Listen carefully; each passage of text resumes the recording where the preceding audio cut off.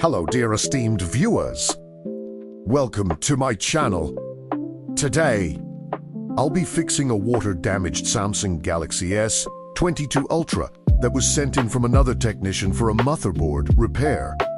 From his explanation, he had done all necessary SOPs, but still couldn't get it back alive. By necessary SOPs, I mean PCB bath, battery replacement, and few others. So here we are, today to get it fixed and running as default.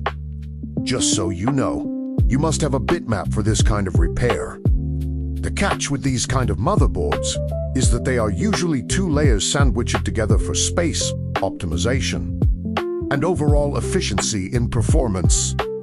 But in cases of water damage like this, water can get into the middle layer through the tiny spaces between the top and bottom layers.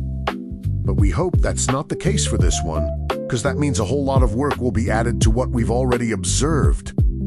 This kind of repair requires a whole lot of patience, precision, dedication, and attention to every tiny detail. Upon disassembling the device, we saw an unexpected and discouraging disaster. After taking off the metal shield that hides a couple of components, I discovered the motherboard was totally cooked with so much corrosion and water, literally still sitting in there. Usually this indicates a huge work to be done, but we are equal to the task. Just after fixing the power issue with high hopes that I was done with the repair, I discovered some display lines were broken due to the corrosion. Boom, it's back to life. We don't back down over here. No single data lost, every single thing works as default. Just a quick one. What you should do for a water-damaged device as an end user. Step 1, immediately turn off the device. Step 2, don't plug it into power. Step 3, take out the battery if you can. Step 4, immediately take it to a professional technician for a quick service.